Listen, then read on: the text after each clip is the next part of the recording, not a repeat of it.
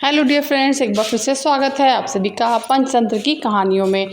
हमारी जो अच्छी कहानी है वो है दो मछलियाँ और मेढक। तो चलिए कहानी शुरू करते हैं। एक तालाब में शत बुद्धि यानी कि 100 बुद्धियों वाली और सहस्त्र बुद्धि यानी कि 1000 बुद्धियों वाली नामक दो मछलियाँ रहा करती थी। उसी तालाब में एक बुद्धि नामक मेढक भी रहता था।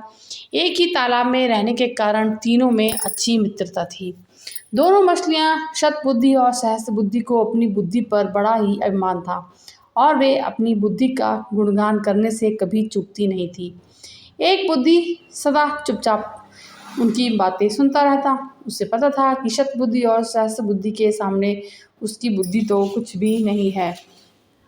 एक शाम वे तीनों तालाब के किनारे वार्तालाप कर रहे थे। तभी समीप के तालाब से मछलियां पकड़कर घर लौटते मछुआरों की बातें उनके कानों में पड़ी।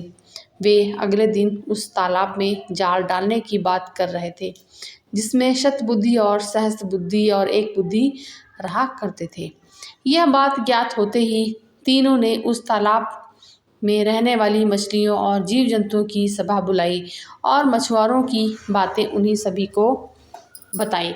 सभी चिंतित हो उठे और शतबुद्धि और सहस्त्र बुद्धि से कोई उपाय निकालने का अन्याय करने लगे। सहस्त्र बुद्धि सबको समझाते हुए बोली, चिंता की कोई बात नहीं है। दुष्ट व्यक्ति की हर कामना पूरी नहीं होती। मुझे नहीं लगता कि वे आएंगे। यदि आ भी गए तो किसी न किसी उपाय से मैं सबके प्राणों की रक्षा कर लूंगी।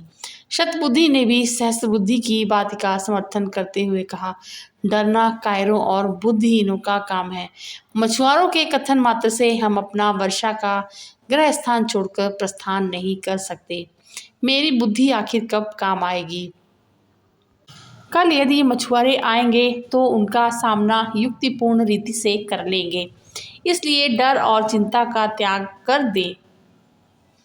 तालाब में रहने वाली मछलियों और जीवों को शतबुद्धि और सहस्त्र बुद्धि के द्वारा दिए आश्वासन पर विश्वास हो गया, लेकिन एक बुद्धि को इस संकट की घड़ी में पलायन करना उचित लगा। अंतिम बार वह सबको आगाह करते हुए बोला, मेरी एक बुद्धि कहती है कि प्राणों की रक्षा करनी है तो यह स्थान छोड़कर अन्यत्र जाना सही है। मैं तो जा रहा हूँ। आप लोगों को चलना है तो मेरे साथ चले। इतना कहकर वह वहां से दूसरे तालाब में चला गया। किसी ने उस पर विश्वास नहीं किया और शतबुद्धि और सहस्त्र बुद्धि की बात मानकर उसी तालाब में रहे। अगले दिन मछुआरे आए और तालाब में जाल डाल दिया। तालाब की सभी मछलियां उसमें फंस गईं।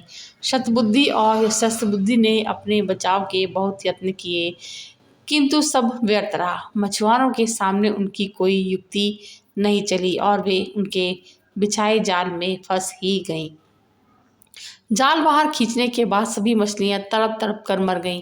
मछुआरे भी जाल को अपने कंधे पर लटकाकर वापस अपने घर के लिए निकल पड़े। शतबुद्धि और सहस्त्र बुद्धि बड़ी मछलियां थी, इसलिए मछुआरों ने उन्हें जाल से निकालकर अपने कंधे पर लटका लिया था।